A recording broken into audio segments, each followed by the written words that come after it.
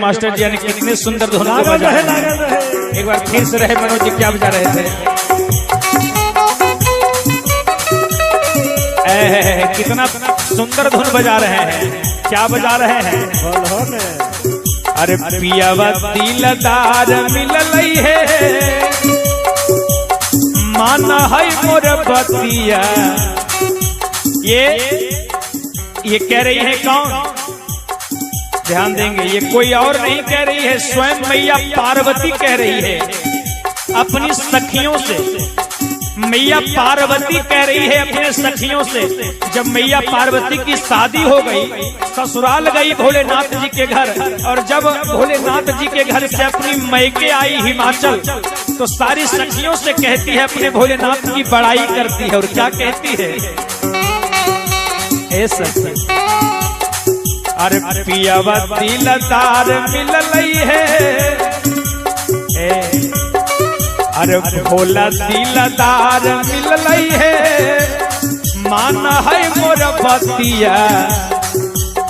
भांग पिसबा है भले सजनमा है, भांग पिसबा है भले सजनमा है, पूरा देव घर घुमाब है आते सावनमा है, पूरा देव घर घुमाब है आते सावनमा है, पूरा देव घर।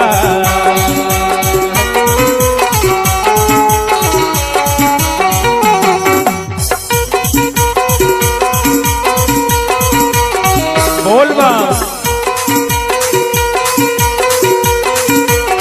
हर हर महादेव, जय श्री जय श्री जय श्री।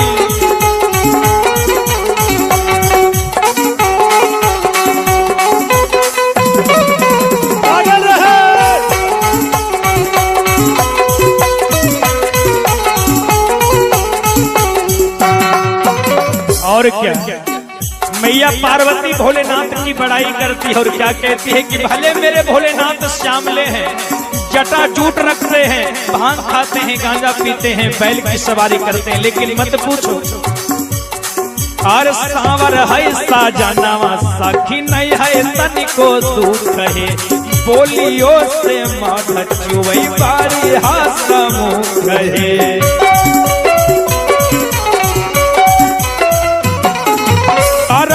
पियावा पर घुमाना है,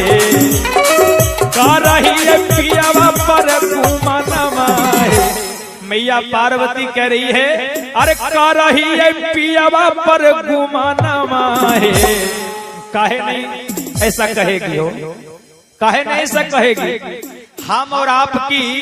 हम और आप 10-20 हजार का महीना कमाते हैं, तो हम और आपकी पत्नी कहती है हम केकरा से कम छिए, हमरो मर्दवा 20 हजार का महीना कमाबा गिधौरे में, है ना, गिधौरे में। अब मैया पार्वती ऐसा करिए, क्योंकि भोलेनाथ तो तीनों लोक के मालिक हैं, तीनों लोक उन्हीं का है, तो बताइए मैया पार्वती ऐसा काहे नहीं कहेगी? है ना?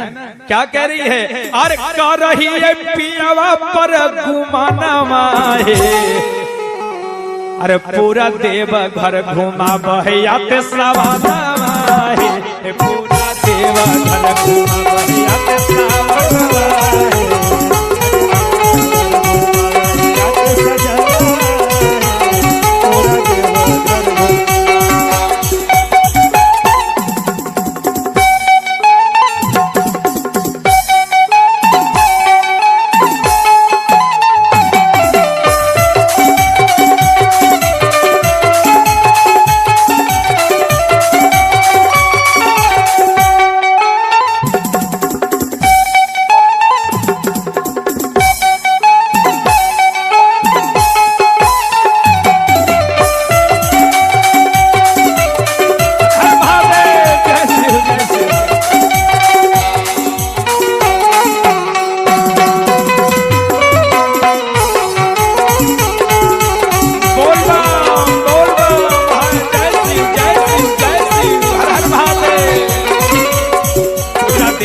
घर घुमा बहयाते सावनमा है, पूरा देवा घर घुमा बहयाते सावनमा है, पूरा देवा घर घुमा